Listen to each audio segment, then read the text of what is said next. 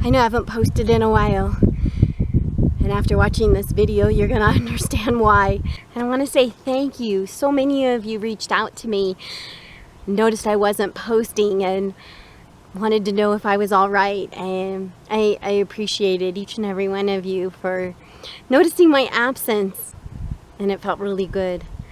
It did take me a few days to recover because I just was emotionally, I had gone through the ringer. You'll see what I'm talking about. Now I want to warn you, parts of this video are kind of hard to watch. At least for me, they were very hard to watch. But you know, I suffer from anxiety, and I had an unfortunate incident happen on the road, and I chose to film it for you. Be sure to watch it all the way through if you dare, because I'm going to show you what it's like to have a full-blown meltdown. New Mexico doesn't have good cell coverage, and now I'm kind of in a pickle because of it. Okay, real life. The RV broke down, and I have no cell service, and I can't even get through to 911. And I'm on a road that's really desolate, and my anxiety's like in high. And of course, I'll tell you the first thing, when I get back to having a signal, I'm buying one of those spot things where you can make satellite calls. I'll probably never need it after this time, but I'm in such anxiety. So look, there's like nobody, and nobody,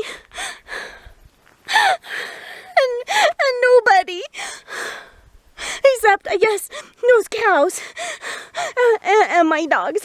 Hi, Shelby.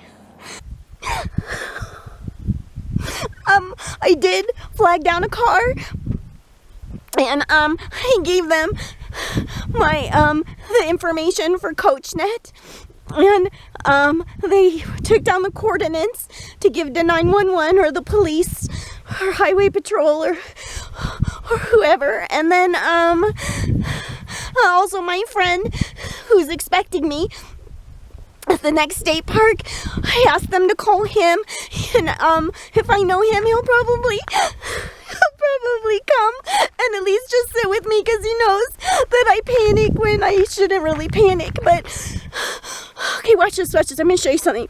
When a car goes by, nobody stops. Watch, let's see if this guy stops. Look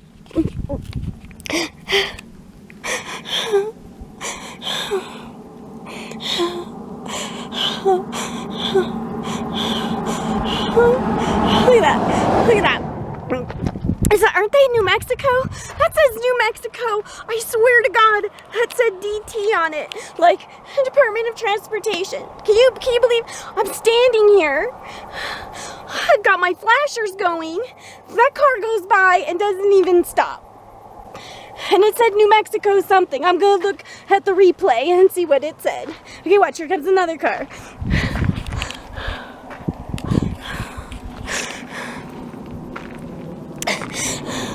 Again, you guys, I don't understand. Okay, somebody's stopping. God damn. It's probably because I'm filming him. That was DOT. That was New Mexico DOT. It was a nice man named Gilbert. He's not allowed to give me a ride, but I gave him the phone number of CoachNet. I gave him the phone number of my friend who's expecting me. What's nice is Gilbert said that he'll go make those calls and then he'll come back. So I'm just gonna hang tight here with the dogs and you guys. Okay. Thanks, you guys. I'm glad I had you guys to talk to. Even though you guys can't do anything, it's cathartic. Cathartic to talk to you. Okay.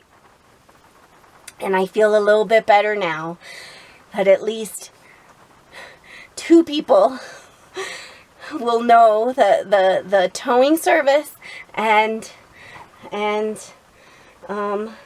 my friends will both know what's happening. Okay.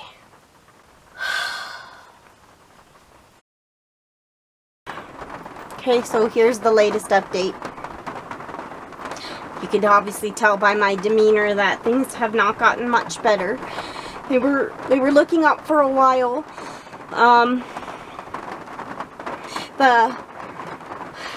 so upset I can't even talk. The Department of Transportation guy stopped for me. Let me just tell you what's happening right now. I'll tell you the backstory later. So, CoachNet, I had no ability to communicate with them because I had no cell service where I was. I was in that dead zone. Anyway, they sent a tow truck to come get me. And when the tow truck came and I said, "Where are you taking me?" they said, "We don't know. Where should we take you?" So I asked them where they were from. It was the closest town. I said, "Well, is there a mechanic there?" They said, "Yeah." I said, "Then just take me to that mechanic." So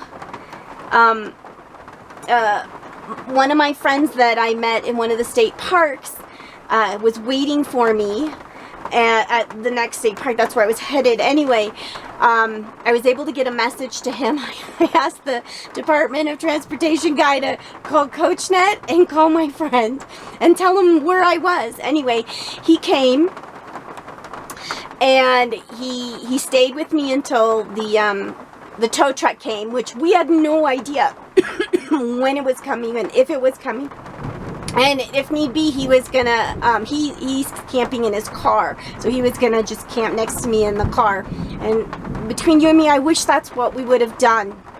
As instead what happened was, the police came and they had a signal, so they were able to call CoachNet and confirm that, indeed a tow truck was on its way and would be there in about 2 hours.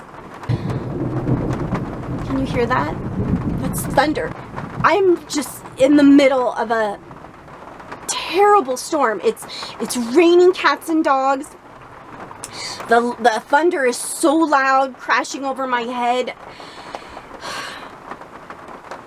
Anyway, so that's what I asked. I said, "Please take me to the mechanic and leave me on the mechanic's doorstep, so I'll be there in the morning." And instead, they've left me in a baseball field. They promised me they'd put the drive shaft back on. They take that off to tow. And my car is completely undrivable. Can you hear that? Without it. They promised they'd put it back on so I wouldn't be completely, like, stuck. And of course, it's raining so bad and storming so bad, they said, "Sorry, we can't put it back on." And they've left. Anyway, I said, "Please come back in the morning and at least take me to the mechanic." And they said they would, but you know, between you and me, I don't know. I don't even know. I don't even know how to reach them. I don't know the name of their company. I know nothing. That's partially because I'm in the throes of anxiety, so I'm not like on it. So anyway, I'm just in a horrible, horrible spot here. Like, in so many ways. Mentally, emotionally, physically. So I'm in a town. I don't know where I am. I'm in a baseball field. I'm in the middle of a storm. And I'm sure this will make a great...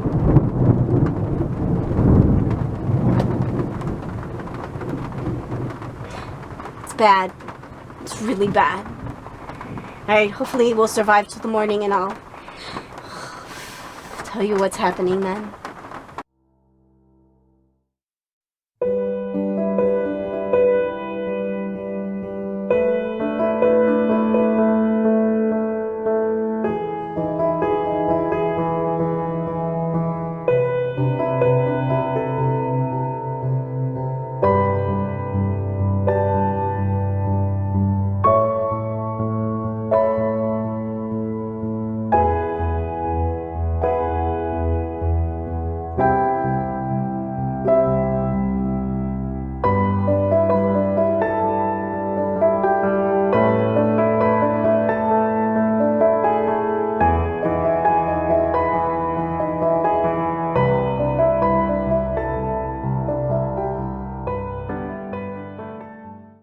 You have to understand that I have anxiety because it's not logical. Because logically, I just finished doing everything in town, so I've got full tank of gas. I've got 2 weeks of, full propane, full water tank, empty gray and black tank. I just bought 2 weeks worth of food. I have my generator. I mean, I'm fine, right? I travel like a turtle or a snail. I have my home with me. It just felt really scary that I had no way to let anybody know where I was. So another unfortunate discovery I made in the morning was because they had left me in a slanted position and they didn't reattach my drive shaft, so I had no ability to level the RV. The refrigerator suffered the consequences. The whole reason you need to level the RV is for your refrigerator. And mine was at an angle and did not function properly. My refrigerator went up to 46 degrees. My freezer went up to 44 degrees. Yeah, so I Googled it and found that anytime either your refrigerator or freezer goes above 40 degrees in excess of 4 hours, yeah, you gotta throw away everything. Remember that 2 weeks worth of food I bought? Yeah, I had to say goodbye.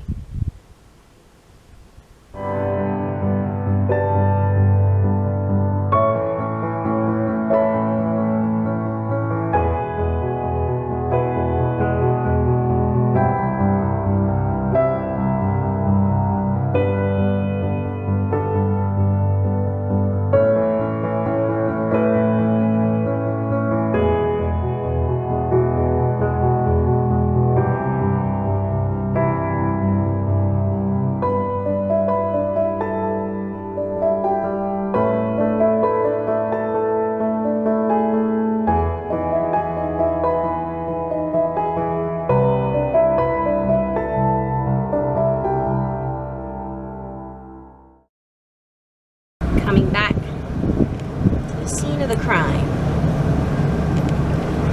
So just imagine it's thundering and lightning, pouring rain.